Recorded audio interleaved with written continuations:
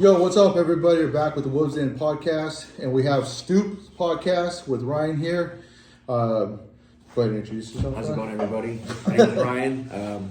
Some people call me Cooper.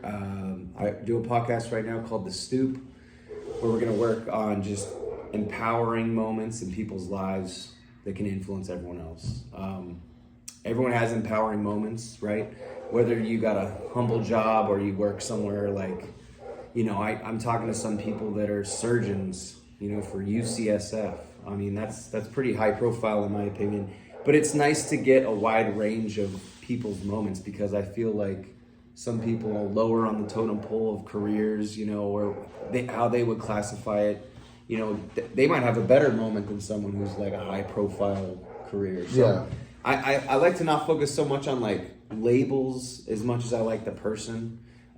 And usually you got to know a person before you can feel that way, because you got to know their backstory. But most of the time it's the people you least expect to have the craziest and coolest lives or situations to talk about. So yeah, finding those crazy people and getting them over to talk with me is basically what I want to do. Because I'm a little kooky, so I like to share the chaos with others and just pick people's brains and talk. Yeah. But yeah, that's pretty much it. So it used to be called the Stoop Kid Podcast, but I'm changing it up to the Stoop because I like simplicity and. Thank you. Thank you, we're in the middle of a podcast. Fucker. All right, we're back. Sorry, we had an interruption by someone who's dropping off Amazon. My wife orders a dozen Amazon packages a day, so. So going back, let's talk about your jiu-jitsu. How'd you get into jiu-jitsu, man? So jiu-jitsu started about a year and a half ago, 2022, August. The reason I know the exact date is because I still have the card I started on, so August 10th. I was dabbling in it like in my, probably about 2016. I went to my first studio. There's a place called One World Jiu-Jitsu in Union City. Okay. Really cool people. If I could go back, if I lived closer to that area, I'd probably just go there. I liked their culture, and they were just like really cool people, really humble, kind of similar to Mountain House, but it felt like a safe place to learn something. Then I had my first son, so things kind of got complicated with time and scheduling. So then I just went and started training at Darcy O'Leary and Hayward off of Foothill, I believe. Okay. Forward to 2022, I've been living in Tracy for a couple years now, and finally, I don't know what clicked, but I think I just was like, you know what, I follow all these people that train, and I know some people that do, and I should just fucking do it, because I'm like, I always think to myself, I'm the type of person that will overthink stuff to the point where I'm analyzing stuff I don't need to fucking analyze. Like, I'll be like, even when I'm driving, I'm like, hey, is that guy fucking being like, what is he doing over there? And like, the wife's always like, why are you looking at? I'm like, I don't know, I'm just aware of my shit. So, but I'm like, at the end of the day, I'm like, can I take care of myself? Can I take care of my kids and my wife? And the answer is definitely, was outstanding, no. Like, maybe in your stupid drunk mind, or you watch a movie like Roadhouse and you're like, you know what, fuck yeah, I'm gonna go beat this, I'll be all right. Dude, the minute you step into a gym, that's not the case. So yeah. I was like, yeah, I need to train. So I Googled, and I live closer to Tracy, Charles Gracie Tracy, but for some reason I went to Mountain House, and I think it's because I saw the signage when we were driving around, because we have some friends that live out there. I was interested. I'm like, Gracie, I know that name. Like, they're like the name, I feel like it's like the Yankees of jiu-jitsu for American jiu-jitsu. And I was like, oh, that's cool. So I'm going to go in there. And so I walk in there, and my intention was to sign me and my son up, who at the time was 4. And so I walk in there, and it's kind of funny because I think I already made up my mind that I wanted to sign up. And Sarah was like, will we have a free trial? And I'm like, just sign me up and sign him up. If he doesn't like it, it's just month to month, so I wasn't worried about it. But I'm like, let's just give it a shot. So she was kind of like, this guy's gonna like, what? He doesn't train and he's just acting gung ho. Like, so I don't know what she was thinking. She's probably like, this guy's a weirdo. Thanks for your money. And, you know, flash forward a year and a half, almost 2 years. It'll be 2 years in August. Man, it's like I've made so many good friends. So getting to this point, basically, I wanted to feel like I could protect myself. And now looking back on it, I value it also as a workout. Something to keep me consistent and honest with my fitness, because I can't motivate myself like other people can. I need some push. I almost would be the person that would need a personal trainer. I just can't afford that shit. So I'm like, take a martial arts class, because that's like having a personal trainer. And let them beat the shit out of you for an hour. You know, and just do it three days a week. And dude, it's changed. Maybe it is a cult, because I've been hearing all these negative things lately. But I'm like, but here's the thing about a cult, like, I'm not drinking any Kool-Aid. I'm just way happier. And I'm not brainwashed. It's environment too. It's nothing that has been told to us in training that's made us feel better. It's what we've done while we've trained that makes ourselves feel better. You know.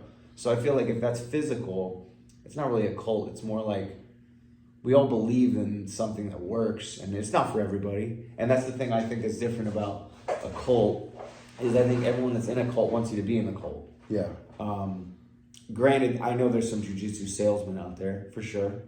I'm sure there's guys out there that are so in love with jiu-jitsu that they're just gonna, even if they're at a family party, that's all they're gonna talk about, for sure.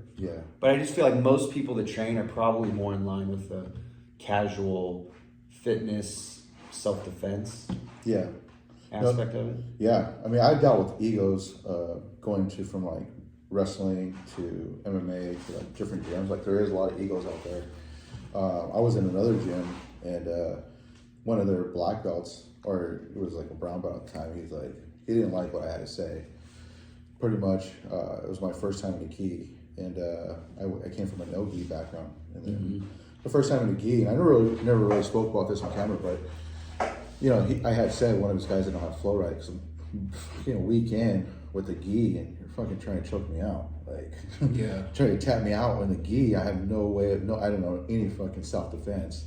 And all I started saying is like, well, I didn't know how to self-defend myself with my gi. From all the lapels. From the lapels. I only know how to like no gi, and wrestle. So, so he got mad and was like, fuck you. He started cussing me out, called me names, and like that kind of killed my ego, dude. Like it made me like not want to like go back to jiu-jitsu. It almost quit. Was that a guy who also trained there, or was that like... Yeah, it was an instructor there. It was an instructor there. Oh, no, that would kill it. Yeah, especially it's going to... I feel like if you're going to be a black belt, like you're going to get your black belt, like you got to represent like the school. You know what I'm saying? Like you should not take shit from a beginner. I get that. But at the same time, like pulling someone to the side and be like, hey, dude, that's not tolerated here. Like you should have came to me before you said something out loud.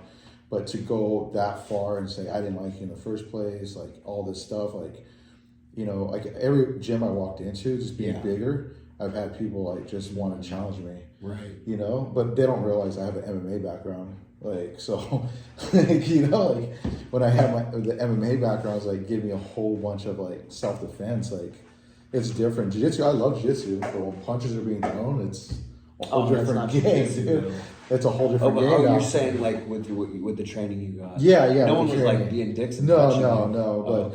But I think like with jiu-jitsu, like it's cool, but I think also like there's an MMA part where like the fighters, like cage fighters, are like, I feel like you're taught a little bit different. Like like you're taught positions, and your job is to get these positions, stay on them, and try to demolish your opponent with punches, you know, or like it's not even tapping out anymore, trying to submit people. It's just like you're not waiting, because when you're submitting, you're waiting for it. You're waiting for a tap. Yeah. Whereas with that, like the violence has to be like offense, like like you can't. Like you got to hold your position. Like if I'm going for an armbar in an MMA fight, like I better know like that armbar better work, because if not, this person's gonna jump on me. He's gonna get out of it. Because you're on your back. Position. Yeah, I'm on my back. He's gonna try to like punch me, especially if like going for like a triangle choke when you're trying to triangle choke, someone's just raining down punches on your face, like. Well, because that's like being in mount. Yeah. Yeah, which is the worst thing in a street fight. Yeah, I mean it's pretty bad. So I always thought that was different, but going back to like being like a black belt, like I always felt like black belts, like you're at a high level, you've done so much to earn that, but you should never talk down to your students or people that are trying out your gym. Like I never, like that right there just kills it for a student who's trying to learn. You know, like I get like your student might walk in with ego, but it's also talking to your student and being like, hey dude, cut that shit out. It's not gonna fly here, you know? Well, yeah, and I think it just goes to show the leadership. Like, yeah, a true leader, like you said, has to maintain composure. Yeah. You know, and they have to, you know, integrity's part of it. And when you act like that and it's all emotion, it's like, are you really a black belt, bro? Like, yeah, how can you, because anyone who's that disciplined, like you just explained, it's like, how can you be that emotionally vulnerable? Like, Yeah. how can you be this easily pissed off when you've been choked out for 10 years, when you've been having to get flattened out and put on the, you know what I mean? It's like you've been humbled for 10 plus years, at least by one person. Yeah. Like you could be the top, you can be the big guy in the room, but like there's always a bigger dude, right? So it's like, how is that possible that you're there and you're that like immature? Yeah, no, I've rolled with top like world-class grapplers, like jiu-jitsu guys, like Manuel Diaz. Like he's like a top jiu-jitsu dude. Like got his black belt from Sandra Bata and Kyle Terra, like in 4 or 5 years. Like he was super fast, got his black belt. I went to high school with the dude, and so when we were preparing for like MMA fights, he would come down to the gym we were training at, and he would help us. Even Shamir Shante, like that guy's world-class grappler. I've been like he was the coach at the old gym I was at, and it was like way before, and like he was such a humble dude, man. Like this guy, world-class grappler, and like he was like super humbled, and he had blue belts there, and I was just the stand-up boxing coach. Like he was like, it was at a place down in San Jose called Body Architecture.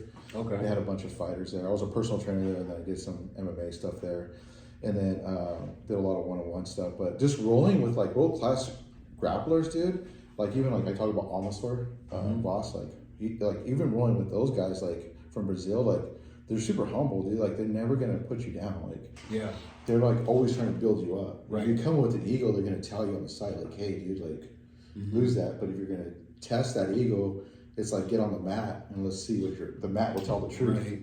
The mat's always gonna tell the truth. Right. You know how good you are.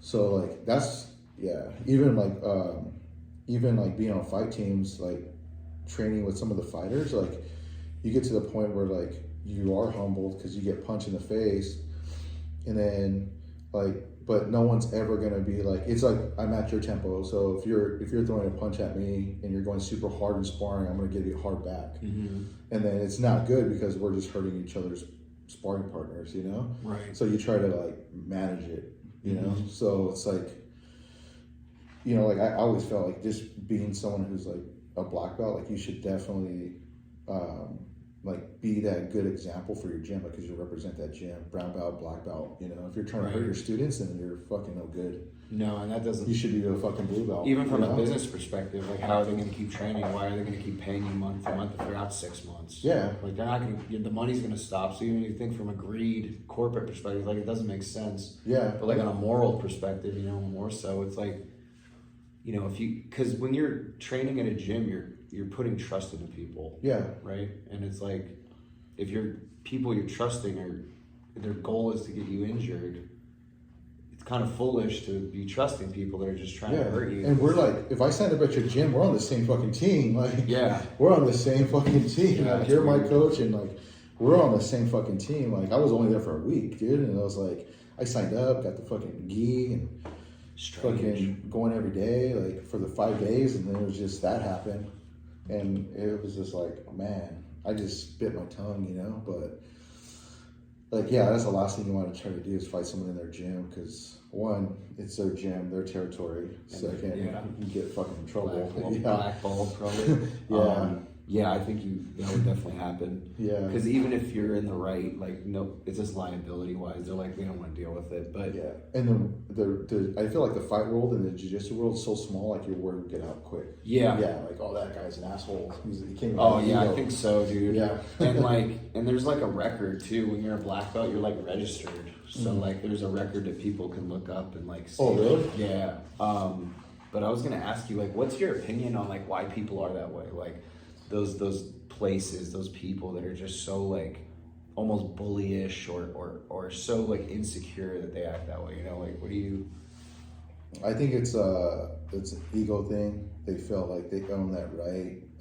It's also trying to prove to their other students who are like, especially the fight gyms, like there's always someone trying to prove that they're better in fight gyms. Yeah. Like it's an ego thing, man. I think like it's definitely ego. Like they feel threatened, or I mean, I've talked to multiple people, and it's like the insecurity sometimes.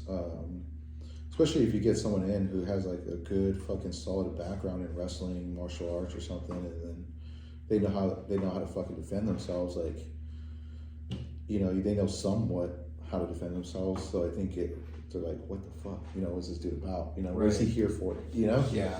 Like, is he here to really train? I think it's also a trust thing too. You know. But I also think like when you're rolling as a school, like you should be 100% honest with your instructors. Like, hey, you know, I got this, and that. You know, I've done this. Like, I fought in the ring. I fought in the cage, or I've done MMA. I've done wrestling. Whatever your background, I've done Taekwondo or something. You know, like you should 100% know. You know, like let them know exactly what you've done. You know. Well, is that also so you don't get like labeled as a sandbagger? Yeah. Oh, I've been labeled as a sandbagger because I'm still a white belt.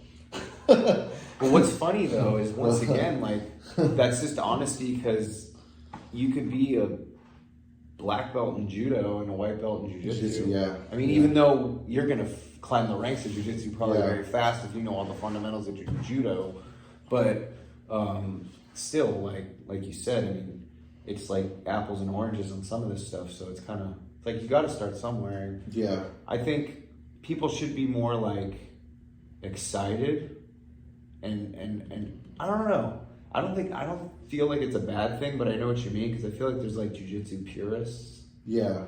And they only train jiu-jitsu. Yeah. So they're like, oh, okay, you're an MMA guy. Yeah. You haven't decided what you love. And it's like, maybe he doesn't, like you just said though, real world, you're not going to use jiu-jitsu, but it's not going to be just jiu-jitsu. Yeah. You're going to be throwing punches, throwing elbows. Yeah. That's not jiu-jitsu. Yeah, I started Muay Thai when I was 18. So you know that? I feel like that's a well-rounded martial art. So I walked into a Muay Thai gym, and it was a small gym. There was a famous boxer there I don't want to get to, and he was barely like coming up the ranks, and there was Muay Thai guys there. And the guy happened to know my grandfather, and so I grew up boxing since I was like 8 years old, because my uncle was a boxer, and so my dad was fucking batshit crazy, so he'd make us hit this punching bag in the fucking garage like all the time. They'd wake us up middle of the night, me and my brothers, and we'd have to fight each other. Like, we'd just throw these gloves on and fucking fight each other. My dad was getting drunk, and we'd fucking throw blows. Like, I remember one time they fucking woke us up, and there was like a fireplace, and my dad and my uncle were drinking, and fucking they just made us go at it. And my brother punched me in the balls, and I fell and fucking cried, and they're like, don't cry, you know. It's like getting hit in the nuts, you know, like it fucking hurts. Like, it doesn't matter what kind of man you are. I was like 8 years old, dude, and they're like 8, 9 years old. Yeah, waking us up, and they would put like Mexican gloves on one and the United States glove on another, and we'd have to go at it. Like, we were their entertainment, you know what I'm saying? You were making bets? Yeah. They for sure were betting on that. Right? They were drinking, and they were making entertainment. That was like the horse track for them. Dude. Yeah, dude, and then my uncles would also have these like kids from the neighborhood come, and we'd have to clear the living room out at my grandma's house, and they'd put the gloves on, and we'd fight the kids from the neighborhood like while they were drinking. Okay, that's pretty funny. Yeah, dude. Yeah. Wait, so like how late in your life did this go till? Fuck. So like after my parents got divorced, I was like really young, so I think it lasted till like I was close to junior high school. So good 7 years almost. Yeah, dude, I grew up with some really tough family. That definitely hardened you to. Yeah, dude. Like martial arts, man. Yeah, I like martial arts because I used to watch like Ninja Turtles and shit growing up, and nice. The Three Ninja Kids. Like, I always like, and I signed up for my first Taekwondo school when I was like 12. I was like Ernest Reyes Jr. Dang, I signed up for like my first. Yeah, he was Surf Ninjas, right? Yeah, so back then, like, it was like early 90s, I don't know if you remember, but like Taekwondo was like a big fucking sport. Like, it was that in karate. Well, Joe Rogan's Taekwondo. Yeah, it was Taekwondo. Before Taekwondo, I signed up for karate. I was doing karate, and then the guy got deployed to like the first fucking Iraqi war. He was my instructor. And I was a kid. So he left. And so after that, I joined Taekwondo. Because my mom like kept me in martial arts. Mm-hmm. And then so when I was 18, I decided to join Muay Thai. And then I started training Muay Thai with this guy named Dennis. And then I was going to Jesse Jake's Taekwondo Academy also. And so Jesse Jake is a black belt, world class. He was a martial artist back then. So I was training with Jesse Jakes and then going to train under Dennis at the Boys and Girls Club for boxing, kickboxing. So I did the Muay Thai, and he had world champions under him already that were fighting. So it was like doing duck walks. It was like hitting the bag. It was to the point where and then one day I called and I wanted to quit. So he was like, "Why are you gonna quit?" And I was like, "It's because I'm gonna quit." So 2 years go by, I quit. 2 years go by, and then I found myself one day getting into a fight. I got jumped at a bar with my brothers by a big group of guys, and then we got jumped. And then after that, like the only thing I think that really saved me from getting really hurt was probably like just knowing how to grapple a little bit. Like I was able to like kind of extend over my brother, like kind of hover over him, protect him. I was gonna get hit, but after that, I wanted to learn how to fight more. So I was like, that me being jumped like that, it was an awakening. Like I have to defend myself, but like if this shit's not working, I can't just throw kicks at someone that's not working. Yeah. So I called my old instructor back, and he's like, "I'm not going to teach you." And I was like, "Why?" And he's like, "You're going to learn this. You're going to keep learning it. You're going to learn this, and I'm going to teach you, and then you're going to go back and use it for the wrong reasons." Mm-hmm. So you need to find yourself, humble yourself first. Find someone's going to teach you, but you need to be humble and use it for the right reasons. Mm-hmm. So that's when I made a friend that was an MMA fighter, and then we started training together. And then he introduced me to a whole different world, dude. So when you got that advice, you actually took it at face value. You weren't like any kind of rebel. You weren't like kind of like, "Come on, dude, like really?" Like no. Not to his face, but you felt like, okay, I need to listen to what he's telling me and go with it. Yeah, because I was always raised to like listen to older people. Yeah. And he was an older martial artist. He knows Muay Thai, and he knew kickboxing really well. And so he had all these world class fighters. So he was my grandfather's friend. Oh, he knew my grandfather too. So it was like my step grandfather. He knew him, and so I respected exactly what he said. Mm-hmm. Because when I didn't have anything, like when I was like didn't have a car or vehicle, like they were giving me rides home. And when I didn't like have a sweater, they would give me a sweater and be like, "Wear a sweater, kid." Right. Like when you leave the gym, so you don't get sick. Yeah. Do this and this and that. It's like when you're doing this, like you should be. They're giving me all these examples of what I should be doing to be a better martial artist. So I took that. So when he told me that, it really humbled me. And I was like, okay, now I need to figure out what I'm going to do. But I didn't want to give up martial arts. I wanted to keep going with it. Yeah. Because I think that's kind of who you are too, though. Like yeah. So I would start signing up for like these random things, dude. Like I went back to my Taekwondo school, started doing these like Friday night sparring sessions. That was late night, and then I signed up for another kickboxing class with another world class fighter, Danny Kelly. He was training out of Hollister, and I lasted there for a little bit, and then I met this dude who became like. He was like my dad. Like he became like a dad. He was a coach to me. His name was Rock, and I started training under him. And he had a guy named Gus there, Gustavo, who was a blue belt in Jiu-Jitsu. So this is back in 06. Oh shoot! yeah, this is 2006. So dang. I was like, when I signed up, me and my friend, like when I signed up there, it was like I was already hooked. I knew I wanted to be a fighter. I knew I wanted to like. My whole goal was to make it to the big fucking stage. Mm-hmm. I wanted, because I grew up with so much fucking anger. Like I was like, I want to use this to fucking really, really do something. I want to fucking make money and do something. Yeah. So and the ultimate was like proving to myself that I can actually do it. So like my goal was like back then it was like Strike Force. So my goal was to make it Strike Force. Okay. I wanted to become a pro fighter. I was like signing up for smokers. Like signing me up for smokers. Smokers were like amateur fights at gyms. So I was like, okay, there's a smoker. I'm gonna go to the smoker compete. There's a jiu-jitsu smoker. I'm gonna go to that smoker compete. Right. I'm just gonna fucking do it, Yeah. And I did. I got my ass kicked a lot, dude. Yeah. I got my ass kicked. I got my ass handed to me. But I mean, I learned from it like so much, and then me and Rock fell off. And then when I fell off, that's when I found myself like down a dark fucking path, dude. It was just like, fuck, I'm not training MMA no more. That fucking dream went away, and I was like, I gotta figure something else out to do with my life. Yeah. So it was fucking intense. But and I ended up at another fight gym, and it just, I was off and on. So it was off and on because you just couldn't find the training you needed? Yeah, it was just, I couldn't find the training that I wanted. Nothing made sense to me. Like, I didn't have the coach that I wanted. Like he was a good coach, but when I really look back at it, I found myself, it was me. It was all me. I was pushing myself. I was being a coach to myself. Right. You know, like I think that has to happen for a lot of people, like in jiu-jitsu, MMA, like you have to be your own coach. Yeah.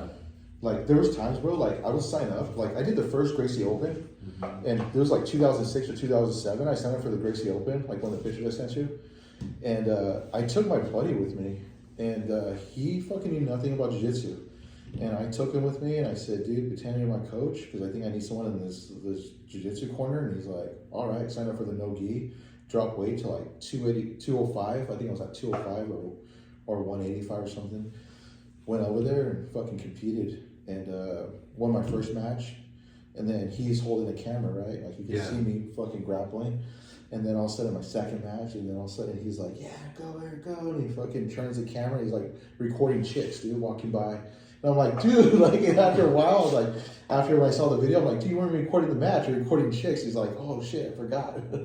Right? Dude, he was calling shit out that he didn't even know what he was saying, dude. He's like, do this, acting like he was a jiu-jitsu coach. Right. But it was myself that coached myself there. Yeah. Yeah. He was just doing that so he didn't get kicked out. Yeah, he didn't get kicked out. But he was like, we just act like he acted like he was my coach. But yeah. I entered that fucking tournament, dude. I ended up losing like, I think in my second or third match, but yeah. And then I did another one, Grappling X. I took another person with me, another friend. He was a fighter, MMA fighter, but he was very, very new, very green to jiu-jitsu. Mm-hmm. So I was his coach in his corner, and I think he took like second, and then in the beginners, and I signed up for intermediate. And so when I competed, I went against a dude it was in San Diego. No, it was Long Beach. It was Long Beach. Right. It was called something Massacre, but I signed up for that one, and then he coached me through that one. I beat my first tournament. I got the guy like a crossface, tapped him out. Then the second one was this big fucking dude, and yeah, we went at it, and like it was I lost to him, but it was like a hard match, dude. It was intermediate, like you're going against like higher belts, and I had here I was coaching myself, dude. Like we went to the fucking beach the night before and practiced on the beach. Yeah, like that's kind of crazy. But when you're coaching yourself, you're hearing your old trainer in your head, right? Yeah. You know? We're hearing all the trainer. How it is? Yeah, it was. I mean, a lot of the stuff we did, like I had friends that were wrestlers, so before I would go to wrestlers, like wrestler places, like contact my buddies to come to the gym. And so we'd go to the gym that I was training at, and then we had no jiu-jitsu coach. It was really a Taekwondo gym. We turned it into an MMA gym. Nice. And so we had our own fighters, our own friends. Like people were there. Like people were signing up to fight. We had kickboxers. My buddy Jose Soto came down. He's a boxer. He helped us with our stand-up game. So we pretty much created our own shit. That's cool though, because I mean that's like getting, instead of nowadays when people say MMA, like you don't even know like what they mean, But then it's like you're getting people in those specialized areas to come together, and it's like I feel like that's what the birth of UFC was anyway. Yeah, right? The real powerhouse people. Dude, like even like my Muay Thai, like when I learned Muay Thai and I actually got to learn Muay Thai, like when I was going and I was coaching it, teaching it for a little bit, whatever I learned, and I coached this kid named Andrew Gomez. Dude, we went to Frisco, bro, and he was like black belt in Taekwondo, but we changed the way he moved into like kickboxing, into Muay Thai. Like, how can you do this? We taught him boxing, brought Jose in to work with his hands. I did all his kicks, we did a bunch of techniques. We drove him down to San Francisco, and he's 17 at the time, signed up for the men's fucking event. Right. There's fucking grown men. Yeah. They brought us into this room, bro. Like, I got excited talking about it. They brought us into this fucking room, dude.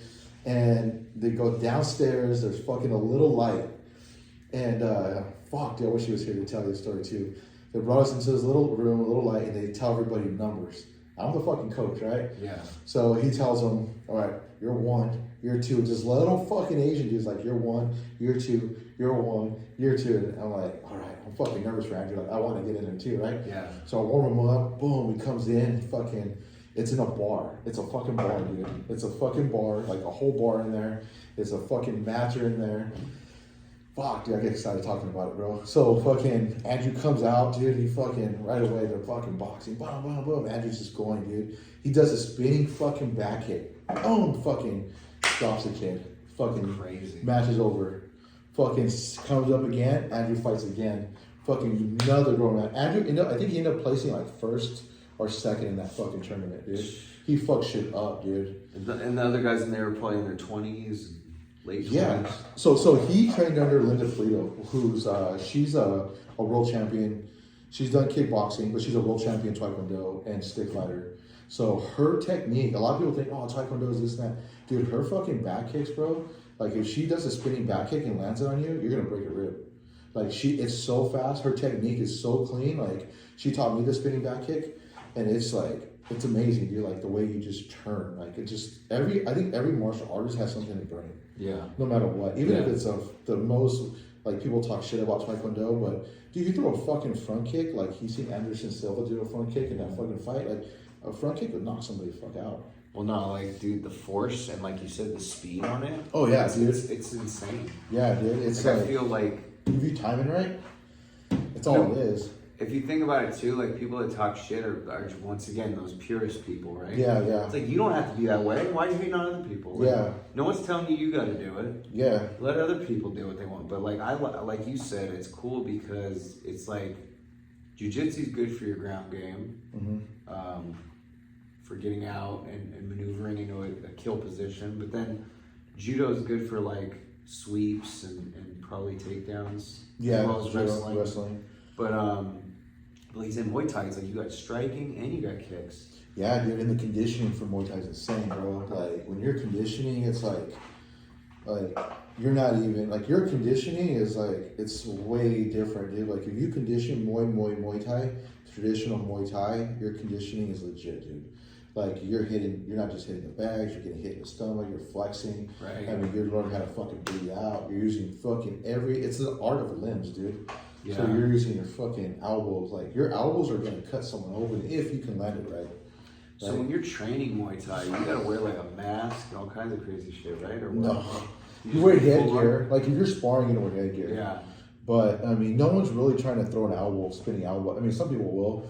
I mean, I've been cut, but if they're throwing like a flying, they're coming at you with a fucking elbow, like it's gonna hurt, dude. Like, but I mean, you're not really trying to hurt your partner, you know? Like you might just land a soft elbow or something, but I don't know. There's people out there with egos. They're just gonna throw a fucking elbow, but yeah, but then you're gonna get nobody who's gonna want to work with you, right? Because you just be like, fuck, this guy's gonna throw an elbow and be injured for like, fucking 4 weeks. Yeah. You know, the way that shit heals up. That doesn't make sense. Yeah.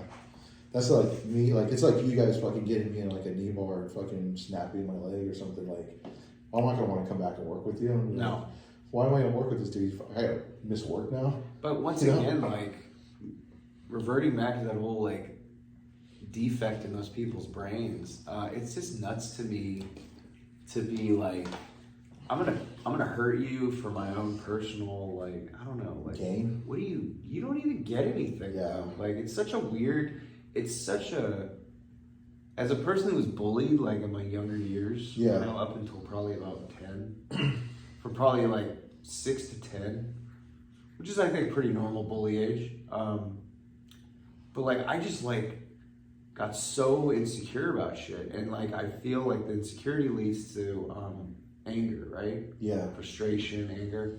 And it's like needing an outlet and disciplining that voice that's like telling you not to get your ass kicked. Yeah. But when you're a kid and you don't know how to do shit, you know, you act out. But like, I feel like they're adults and they're acting out, they're just not physically acting out. Like, that's their acting out, right? Yeah. They're throwing their tantrum. That's like, tantrums. yeah, dude, it's literally like a toddler, you know? You're like, and then it's like, once I had kids too, I can laugh off so much more shit. Yeah.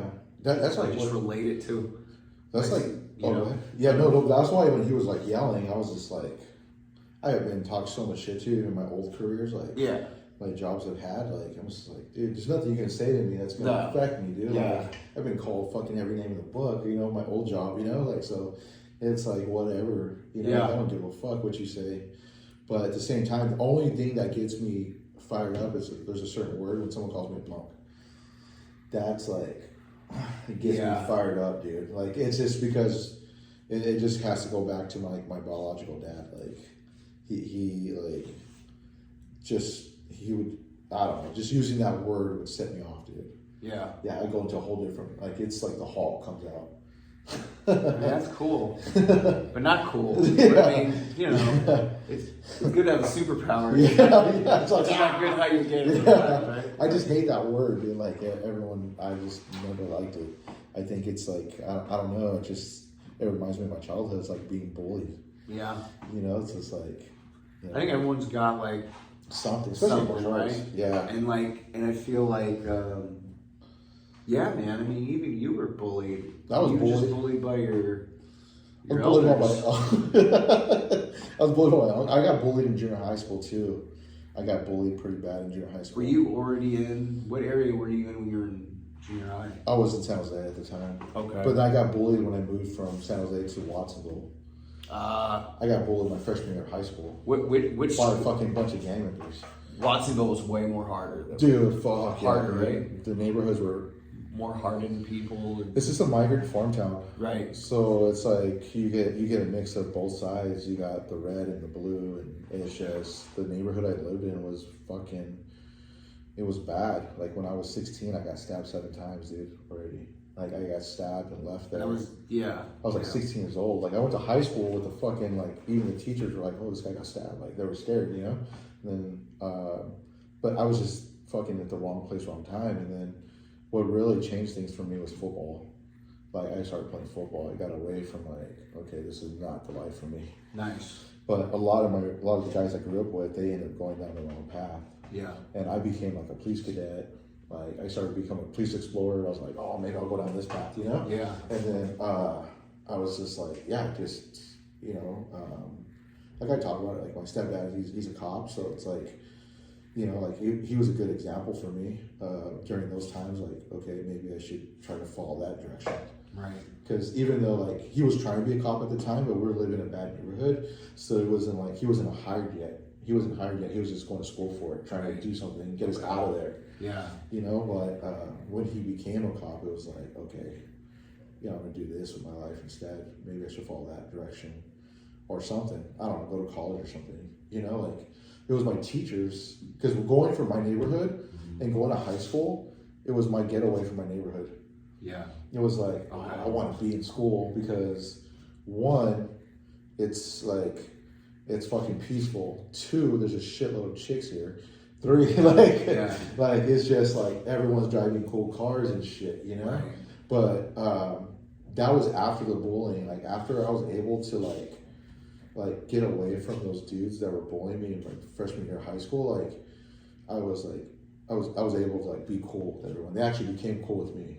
Oh, okay. Yeah.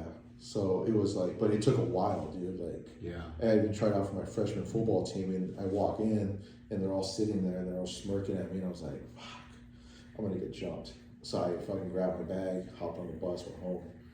And there was another time where I hopped on the bus, and nobody would move over for me. They made me sit in the middle of the floor. So I sat on the floor of the bus. Jeez. So I was like, fuck, dude, fuck this. You know, like. Weird. Yeah, dude. It was like these guys who I knew, they were like the popular kids. The second time that happened, they moved over and they're like, here, dude, just sit here. Yeah. And so that kind of like opened doors for me. I became friends with them later. But, and I still keep in contact with like some of them too. But, yeah, that like kind of helped me out, you know? Oh, yeah, definitely.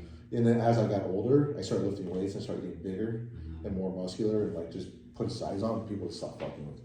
Yeah. Especially that in makes high school. sense. Yeah. I started focusing on working out a lot. I was like at my gym like twice a day at high school. It's like morning and afternoon.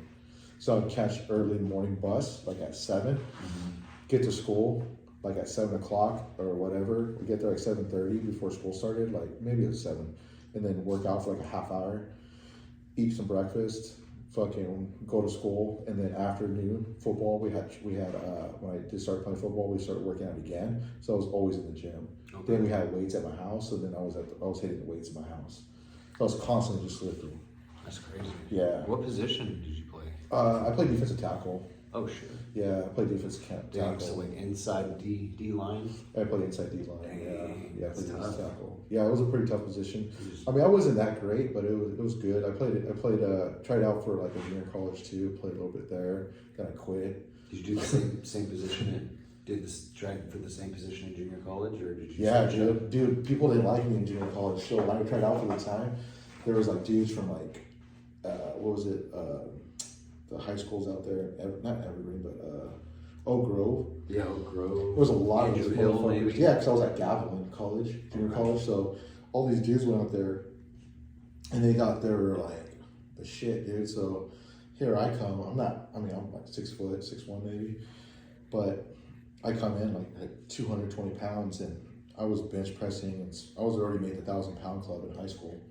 So when I come in, they thought they were like the shit, but the thing that separated me was like the way I fucking grew up, dude. Mm-hmm. It was just that mental toughness, and then also like just like not just pushing myself with that anger. Yeah. So when I came in, like one dude, I fucking grabbed him, I fucking ripped his jersey, like just fucking boom, threw him on the floor. And I remember afterwards, like he'd never liked me after that because he was trying to fight for the same position I was trying out for. Yeah. The coach called me from Gavilan. You hear this? Coach called me, and he called me up and he said, "Do you want to quit?" And I said, "Dude, I just didn't feel welcomed. For me, I have to feel welcome somewhere, dude. Mm-hmm. I have to feel wanted. You know, I don't know what that is, so he called me up. He actually got me cleats because I couldn't afford cleats at the time. So he bought me some cleats, and he got them signed from the Niners. Oh shit. Yeah, he got them signed. He gave me these cleats, dude. And That's crazy. Yeah, his son was actually a coach too at the college. He was playing, but became a coach. And I'll never forget that man, dude. That guy was awesome. He's like, you can do something with this. Like you can do it, but it was me.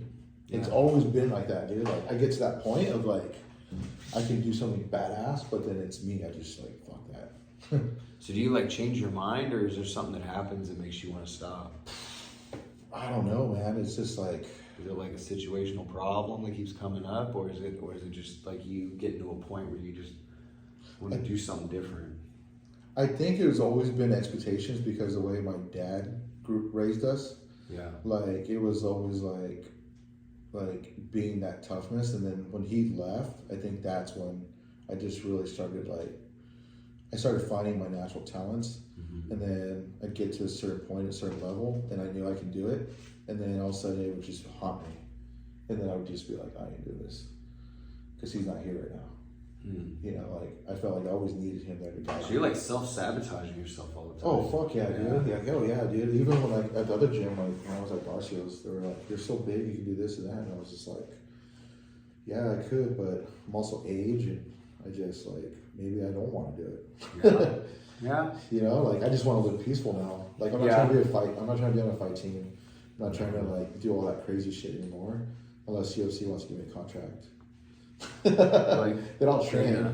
But yeah. I mean, well, that's a lot, man. I mean, I also know very little about all that world of training competitively, but I'm from what I do know, it's an investment with your money and time. So yeah, I know it's definitely not cheap. No, I went broke trying to pursue that dream because you're paying gyms, you're scrubbing mats, one-on-one time, right? One-on-one time. That's not cheap. No, I mean it's just like even if you're trying to go pro, you have to pay the right people. Mm-hmm. You have to get with the right coaches that know what they're doing. Yeah. And for me, I've always felt like I ran into those right coaches, but like I said, it's always been me. Right. It's like a personal thing with me, you know. Mm-hmm. So that's why everyone's like, oh, your shoulder's hurt, you should take time off jiu-jitsu and go get it fixed, you know. And I'm like, no, because I know. Saying, what's funny is when you first told me that, I was like. Part of me was like, part of me believed you, right? Yeah. Because I'm like, I don't know, he knows him, right? Yeah. I mean, he's not, why would he lie? But then part of me was like, but I feel like he's selling himself short. You know, that's really what I was thinking in my head. And then, but at the same time, like, no, like with just quitting if you didn't. Oh, if you yeah, did it yeah. now. I believe you, and then I also think, because I was talking to, I kind of brought it up generally, not about you, but like injuries. I was like, hey, I asked Paul, I was like, hey, you know, is it better to, if you get injured, is it better to get fixed, take time off, and come back healthy and train even though you were gone all the time, or is it better to just kind of like wait and let it heal? And he gave me two answers, and like one of them was like, sure, the recommended is always better just because you're taking care of it sooner and it won't heal wrong and all that. But at the same time, depending on what the damage is, like there's a difference between like bones and ligaments. So like he was just kind of saying, I don't know. He said he's had a torn ACL for years. Yeah. So I mean, some stuff like, even though that might not sound inspiring, I think it's just more or less like different strokes for different folks. And I don't think, I mean, you know you better than anybody. So I feel like once there gets to a point where you're in so much pain, you probably are going to be like, look, I can't do it. But I feel like you said, you know, you're managing it, and you. Yeah, as soon as someone goes for it, like I don't even play. I'll just tap. I'd rather tap than try to fight through it. So is that your game plan though? Basically, get the belt and then. It's to get as high as I can, then do it. See, what's funny is, I think you should just develop your game without using your arm, so that when you do get it fixed, you're just gonna be an absolute monster. Well, Machado, dude, he has like missing fingers. Oh, I heard about that. Yeah. And I just look at guys like that, and I'm like, dude, that guy's so badass. Oh yeah. Like if he can do it, like with that, I can do it with the torque. I mean, I know people are thinking like, oh, this guy tore rotator cuff, but I feel like I just do it tore rotator cuff. Like, yeah. I mean, what's the worst case to happen? I need a whole fucking shoulder replacement. I mean, that's the worst place. But I mean, like I told my wife, it's not like I have goals. And if I go for surgery, I'm out like 6 to 8 weeks. I have my business, my house. I lose everything. Well, in the next year or so, hopefully things can improve, and then maybe you could go down to Tijuana and get that stem cell. I called it $17,000 CPI. That's what they'll tell you, Joe Rogan. Oh yeah, $17,000 for Joe Rogan is $17,000 for Joe Rogan ain't nothing, but for us, it's a lot of money. Yeah, no, it is a lot of money, man. I mean, that's a car for some people. Yeah. But my goal is to get my belts. That's my ultimate goal. Like I feel like I'm not having anything stop me. I think I go every day. I think you could do it. Yeah. I don't think it would take you the general length of time, because the general length of time is based on people that go like 2 to 3 times a week. And to be part of the Gracies now, it's like, I think for me, like I started in 2006, so 2005, 2006, so like they had a name for themselves to be a part of it. It's like an honor, dude. Yeah. Because I fucking watched so many videos of them. I know there's like different families and all this with them, but just the last name alone is like, fuck, dude, that's like carrying a legacy on. Well, it's kind of like what I said. I was like earlier. I was like, you know, it's like when I walked into the gym, I was like, oh, it's kind of like the Yankees, like of them even if you don't know them, right? Yeah. So that familiarity is pretty cool. I kind of want to fight again, to be honest with you, at least one more time, and be like, fuck, it's all about the Gracies. You can blame them. Gracie's win. Gracie lives. You know, I got a question for fighter stuff. So, how often do people like? I mean, is it rare that people use their actual hometown? I know a lot of people do, but I feel like there's a lot of fighters you'll see and they're like out of San Francisco, and you'll be like, no, I grew up with that guy. He's not from San Francisco. It's where you train out of, or is it where you're from? So I know like Cynthia Cavillo. I know her personally. Hope she watches this. She fights for UFC. Nice. And she's come over when I was coaching the high school wrestling. Helped out a couple of times. Did some guest speaking there, but. So Cynthia's from Eastside San Jose. So I think like she represents that when she says she's from San Jose. Mm-hmm. But I think there's some fighters who use like whatever school they're at though. Okay. Like I know there's some people that would be like fighting out of San Jose, but they're from. Well, I mean that's a BJ Penn was kind of like that, right? Wasn't he from Hawaii? But he was training out of San Jose or something. Yeah, I think so. But I think his Pleasanton maybe. Maybe I think because I think he was a. Was he with? He was with Health, right? I think he was a Gracie. He started off with the Gracie. They all did. I think Health was at Caesar. I always mix. I could be wrong. I don't want to piss anybody off, but I think Dave Camarillo was. He's a really good jiu-jitsu dude too. But I think he was on the same team with BJ Penn. Okay. Yeah, I have to look it up, but I could be wrong. So maybe that's Pleasanton. Yeah, it could be Pleasanton. Okay.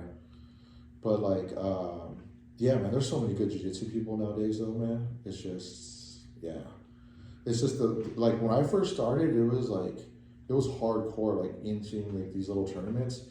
But now it's just like, I felt like it was basic stuff, like arm bars, chokes, rear naked chokes, leg locks, ankle locks. But now you see some crazy shit. Right. Like I remember I went to a tournament, Eddie Bravo's team was there. Nice. And it was Grappling X, and I remember him like calling him their little wizards. Like that was his little wizards. Like he was fucking like they were doing some crazy shit. They were doing the Gogo Plata. They were doing like some crazy shit with their bodies, dude. Like they're like, I don't know. Those guys are super good, dude. Yeah, Bravo, man. Those guys are really good, man. Like I watch their videos all the time. I'm like, dude, I'm a fan. Like they do some crazy moves. They come up with some crazy shit, dude. I mean, I try to do the twister now. I can't even do the twister. You ever seen the twister? Mm-mm. Oh, I have to show you a video of it. Yeah, go check that out. Yeah, there's just Doesn't like, sound fun. Yeah, there's just like some different moves, man. They're just like, you're just like, fuck, man. You gotta be really flexible for this shit. Yeah. Yeah. And I'm in my 40s now, so it's like, I just want to make my black belt and that's it. Like, Yeah. Yeah, I hear another not- martial art. I mean, after what Eric told me in class, he was like, yeah, your coral belts, after having 50 years of a black belt. Yeah, I'm like, it is a dude, long time. I'm going to be probably in my 40s. Who knows what part of my 40s when I get my black belt. And it's like, 50 years after that, I'll be like, if I'm alive, man. Like, yeah. You might get it, though. You never know. Well, you never know. You never say never, but yeah. I'm not going to. I'm not gonna stay with it that long. Like I'll probably do it up until like I can't. But once I'm in my 80s, I'm probably gonna be like, look. Well, I think like Jaden now, then they'll definitely get it if he sticks with it. He's young enough.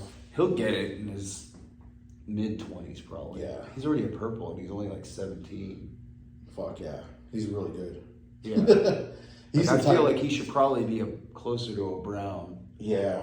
But I don't know. Maybe I don't know. I don't want to say that because I feel like I've only been in this realm for almost 2 years. That's not. How long did it take you to get your blue belt?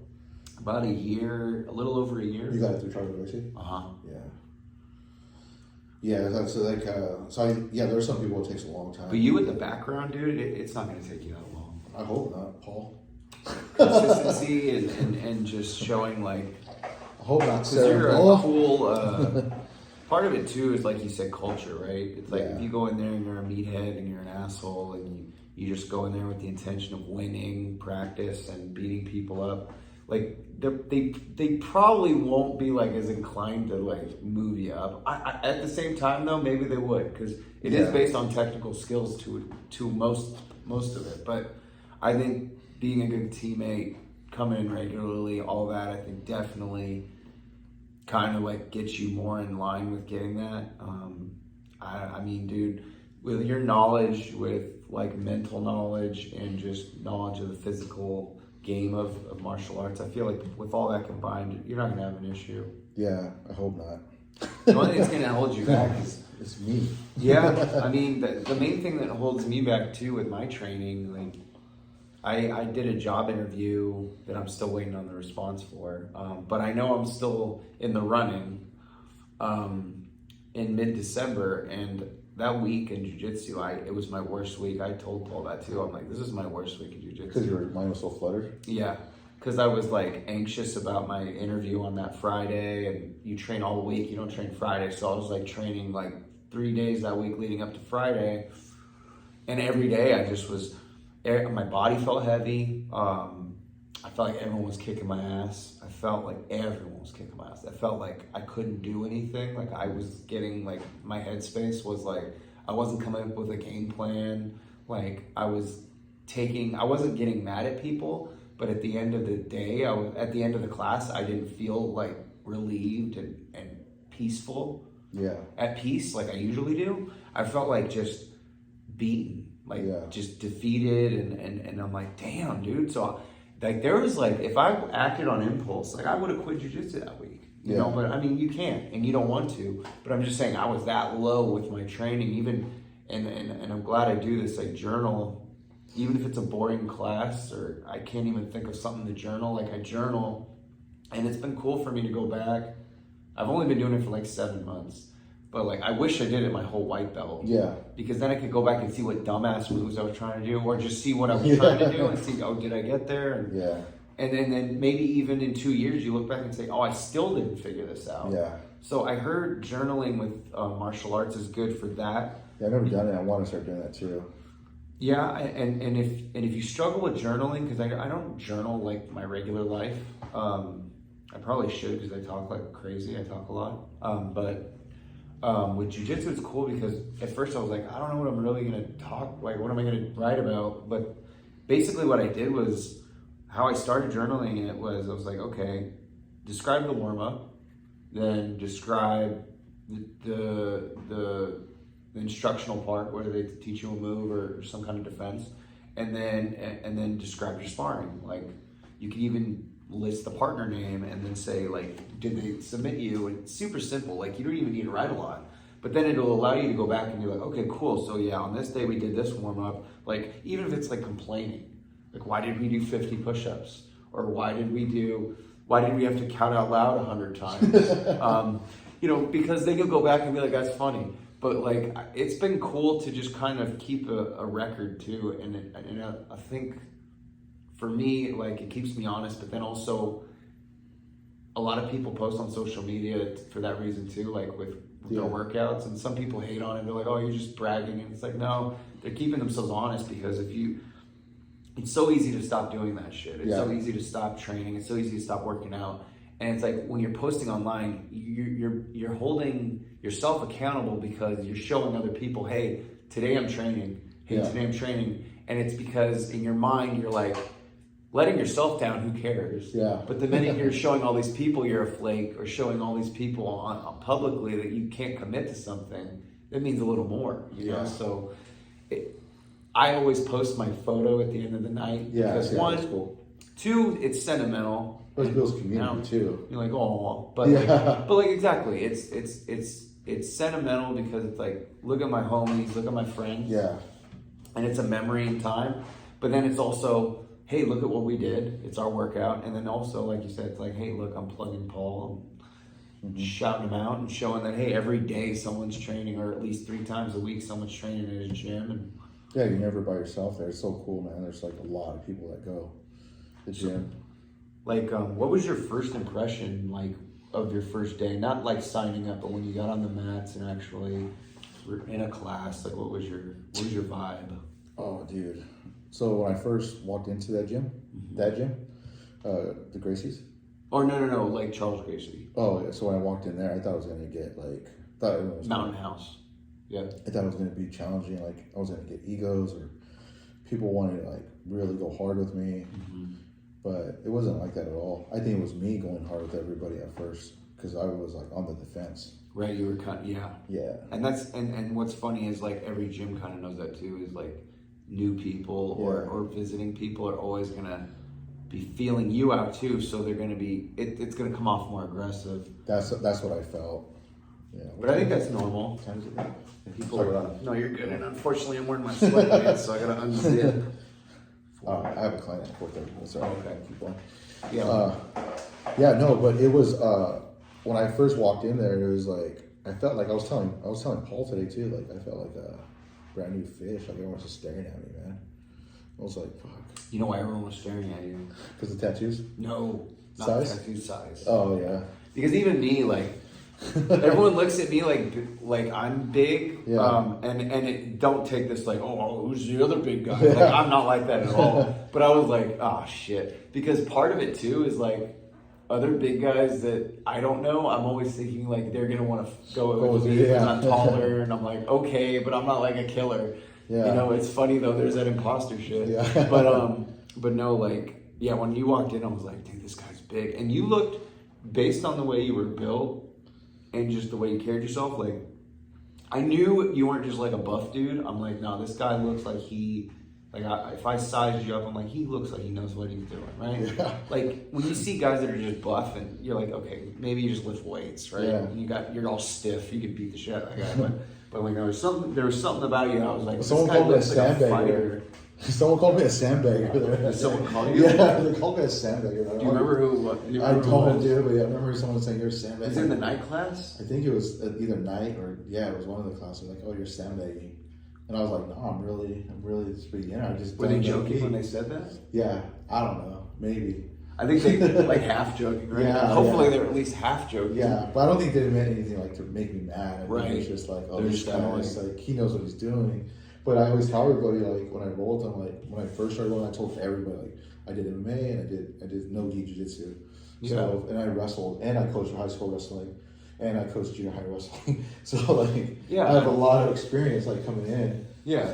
But I think like it's like first impressions. That's why the first impressions are so like not that important, because it's like you don't know how people react, how they behave. Yeah. And that's why it's like there's so much honesty in rolling with the person. Yeah. Like that's why like me and you didn't really talk. I mean that's always how it works. Like the minute you roll with someone, you start talking. But like I kept seeing you and we just weren't like matching up. And I think one day we did a drill, and I think that was the only time I rolled with you. Kind of, we were doing the drill thing, and it wasn't like a roll because it's a drill. And I was like, dude, this guy's gonna fucking murder me. And I still feel like that. No. The only reason it's not like that is because you're just handicapped right now. There's like, it's not even like a joke. It's like this guy, if like he had both arms, like would kill me. That's what everyone tells me. Even my it's true. Everyone's like, dude, if you weren't hurt, you'd probably like really do some damage. And I'm like, no. I'm such a nice guy though. Yeah. You know, like I'm just like I don't. That's a good thing. Yeah, one of my old my old instructors, well, the other gym I was at, called Sensei. He was like, "You're just too nice. Like, stop being so nice." Yeah. And I was like, "Well, this is who I am," because I'm trying to make friends, not just fucking hurt people. You know? Yeah, I mean, there's a time for it, right? Like, if I was competing, then it'd be different. Like, I'm in my 40s. I'm about mid 40s, dude. Like, I'm gonna be 44 next year. I'll be 45. There's no like, to me, that's like trying to compete right now is ridiculous.